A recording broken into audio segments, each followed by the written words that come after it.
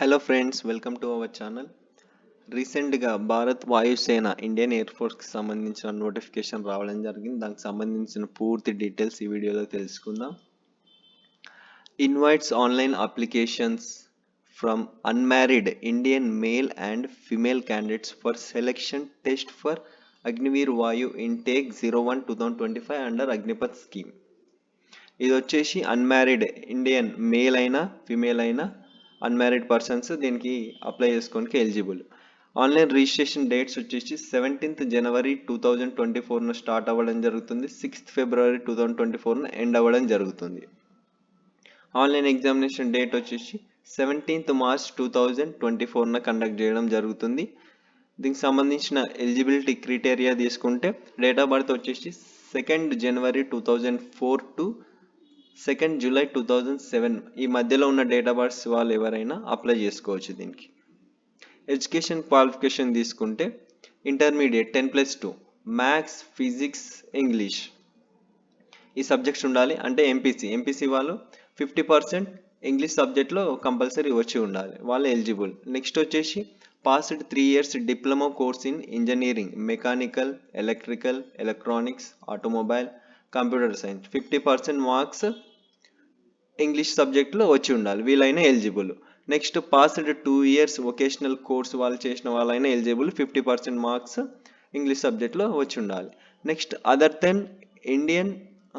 Then science subjects passed intermediate వీళ్ళైనా 50% marks English సబ్జెక్ట్లో వచ్చి ఉండాలి, వీళ్ళైనా ఎలిజిబుల్.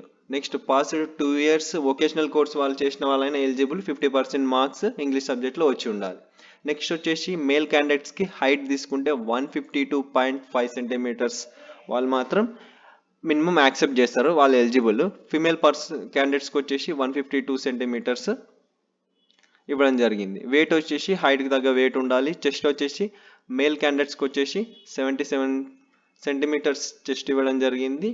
బ్రీత్ తీసుకున్నప్పుడు 5 centimeters ఎక్స్పాండ్ అవ్వాల్సి ఉంటుంది. ఫీమేల్ క్యాండిడేట్స్కి వచ్చేసి చెస్ట్ నార్మల్, ఎక్స్పాండ్ చేసినప్పుడు అయితే 5 centimeters ఎక్స్పాండ్ అవ్వాల్సి ఉంటుంది.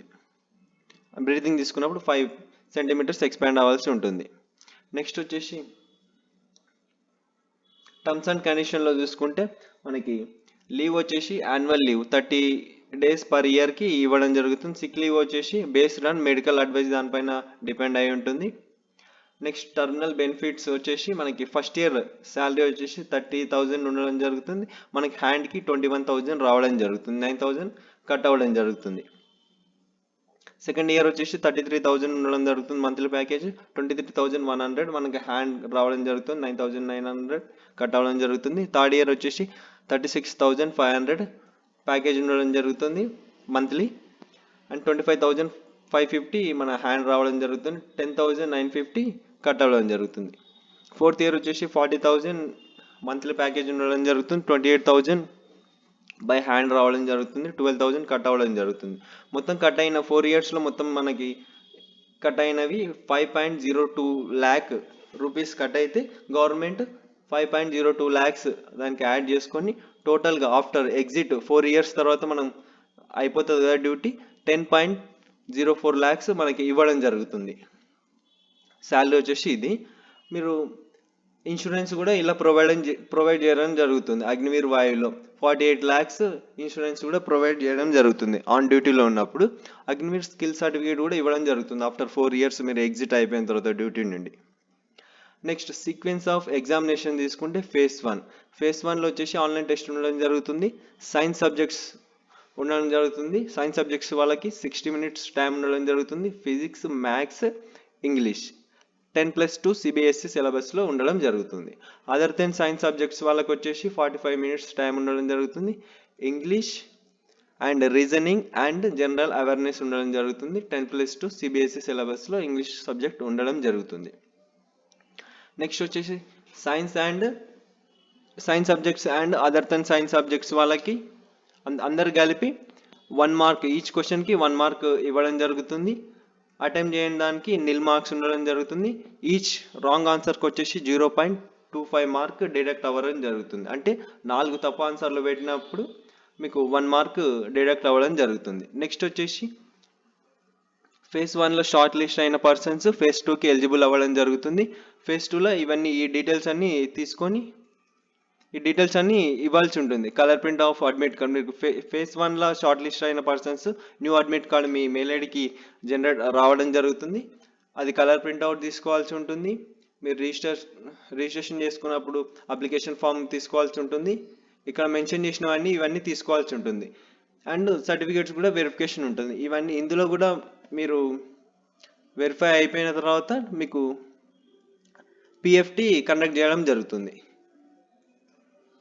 పిఎఫ్టి టెస్ట్ వచ్చేసి 1.6 కిలోమీటర్స్ విత్ ఇన్ 7 minutesలో మేల్ క్యాండిడేట్స్ కంప్లీట్ చేయాల్సి ఉంటుంది. ఫీమేల్ వచ్చేసి విత్ ఇన్ 8 minutesలో కంప్లీట్ చేయాల్సి ఉంటుంది. పిఎఫ్టి 2 వచ్చేసి మేల్ క్యాండిడేట్స్కి వచ్చేసి 10 పుషప్స్ 1 minute కంప్లీట్ చేయాలి, 10 సిటప్స్ 1 minute కంప్లీట్ చేయాలి, 20 స్క్వాట్స్ 1 minute కంప్లీట్ చేయాలి. రెస్ట్ సంబంధించి ఇక్కడ ఇవ్వడం జరిగింది. ఈ నోటిఫికేషన్ డిస్క్రిప్షన్లో ఇస్తాను లింక్, అక్కడి నుంచి డౌన్లోడ్ చేసి చెక్ చేసుకోండి. ఫీమేల్ క్యాండిడేట్స్కి వచ్చేసి 10 సిటప్స్ 1 minute 30 secondsలో ఇవ్వడం జరుగుతుంది. 15 స్క్వాట్స్ 1 minute టైం ఇవ్వడం జరుగుతుంది. నెక్స్ట్ వచ్చేసి ఫేజ్ 3. ఇందులో కూడా సెలెక్ట్ అయిన వాళ్ళు ఫేజ్ 3కి ఎలిజిబుల్ అవ్వడం జరుగుతుంది. ఇందులో మెడికల్ ఎగ్జామినేషన్ కండక్ట్ చేయడం జరుగుతుంది. ఇందులో కూడా సెలెక్ట్ అయిన persons direct provisional select list మీకు లిస్ట్ రావడం జరుగుతుంది. 11th November 2024న ఎవరెవరు సెలెక్ట్ అయినారో వాళ్ళు వెబ్సైట్లో పొందుపరచడం జరుగుతుంది. ఎన్రోల్మెంట్ లిస్ట్ ఎవరెవరైతే సెలెక్ట్ అయిన వాళ్ళు 28th November 2024న ఈ కాల్ లెటర్ వాళ్ళ మెయిల్ ఐడికి సెండ్ చేయడం జరుగుతుంది. వాళ్ళు మాత్రం జాబ్లో జాయిన్ అవ్వచ్చు. నెక్స్ట్ వచ్చేసి ఇక్కడ మన ఎగ్జామినేషన్ ఫీ వచ్చేసి 550 రూపీస్ ఉండడం జరుగుతుంది. ఇంక్లూజింగ్ జిఎస్టీతో కలిపి 550 రూపీస్ ఉండడం జరుగుతుంది. అప్లికేషన్ మొత్తం చేసిన తర్వాత కంపల్సరీ ఎగ్జామినేషన్ ఫీ పే చేయండి. పే చేస్తేనే ఎగ్జామినేషన్ రాయనిక అర్హులు. నెక్స్ట్ పాస్పోర్ట్ సైజ్ ఫోటో వచ్చేసి ఒక స్లేట్ పట్టుకొని మనం పలక పట్టుకొని దానిపైన మీ నేమ్ 10th సర్టిఫికేట్లో పేరు ఎలా ఉందో అలా పేరు రాసి మీ డేట్ ఆఫ్ బర్త్ రాసి మీ స్లేట్ పట్టుకొని పాస్పోర్ట్ సైజ్ ఫోటో దిగి ఆ ఫోటో మాత్రమే అప్లోడ్ చేయాలి. ఇక్కడ ఇవ్వడం జరిగింది పాయింట్లో D point. And passport size photo వచ్చేసి 10 KB to 50 KB లోపల ఉండాలి. లెఫ్ట్ థంబ్ ఇంప్రెషన్ వచ్చేసి 10 KB to 50 KB లోపల ఉండాలి. సిగ్నేచర్ వచ్చేసి 10 KB to 50 KB లోపల ఉండాలి. ఇవన్నీ అప్లోడ్ చేసే డీటెయిల్స్ ఇక్కడ ఇవ్వడం జరిగింది. నోటిఫికేషన్ సంబంధించిన డీటెయిల్స్ అయితే ఇంతే ఫ్రెండ్స్. ఈ సమాచారం మీకు నచ్చినట్టయితే like, share and comment, subscribe చేసుకోవడం మాత్రం మర్చిపోకండి.